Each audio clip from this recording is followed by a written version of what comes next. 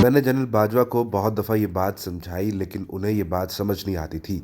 और मसला Pakistan peoples party, नून league और एस्टेब्लिशमेंट का एक ही था कि ये समझते हैं कि शायद नौजवान नस्ल को हम कंट्रोल करते हैं। फवाद चौधरी ने एक हालिया इंटरव्यू में बताया कि किस तरीके से उन्होंने एस्टेब्लिशमेंट को ये समझाने की कोशिश की कि पाकिस्तान में इस वक्त 66% आबादी ऐसी है जिनकी उम्र 28 बरस से कम है, और इस 66% में भी 56% वो लोग हैं जिनकी उम्रें 22, 23 और 24 साल है।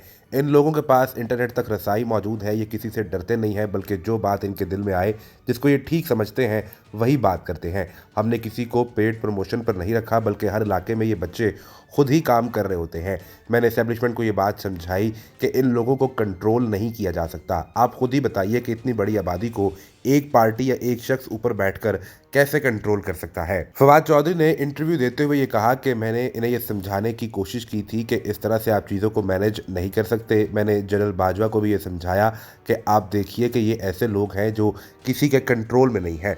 आप ये देखिए कि अगर आप भी थोड़ा आगे पीछे हों तो ये आपकी भी बजा देते हैं, और यहाँ तक कि हमारी पार्टी का भी कोई शख्स अगर गलत बात कर दे तो ये उसको भी माफ़ नहीं करते हैं। लिहाजा अब इन लोगों को मैनेज करना आसान नहीं है, बल्कि ये वही कहते हैं जिसको ये हक और सही समझते हैं।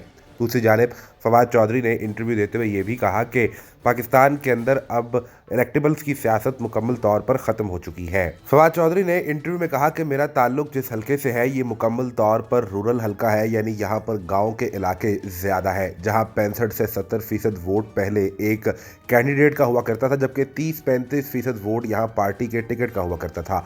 आप इलेक्टेबल तब्दील करते थे और पार्टी का वोट मुकम्मल तौर पर ख़त्म हो जाया करता था, लेकिन अब ऐसा होना मुमकिन नहीं है। हमने ये भी देखा है कि पंजाब के इन्हीं इलाकों के अंदर वो कैंडिडेट भी हार गए जो गुज़िश्ता कई दिहाइयों से यहाँ से जीतते हुए आ रहे थे।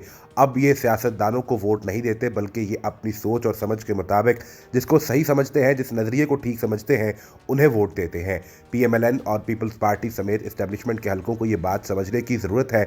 मैं ये गेम पहले ही जानता था, इसीलिए इन्हें समझाने की कोशिश करता था। बिलावल भुट्टो तो नहीं, लेकिन मरीम नवाज़ के पास ये चांस ज़रूर मौजूद था कि वो पार्टी की भाग दौड़ संभाल कर एक बड़ी लीडर बनकर सामने आ सकती थी, लेकिन इन्होंने खुद अपने पाँव पर कुल्हाड़ी मारी, ये हुकूमत ली। इनके चचा, अब्बा और मरीम ने खुद ये तमाम किया कराया पानी के अंदर डाल दिया। अब मरीम नवाज चाहे पाकिस्तान वापस आ भी जाए, लेकिन इन्हें वो स्पेस नहीं मिल सकती।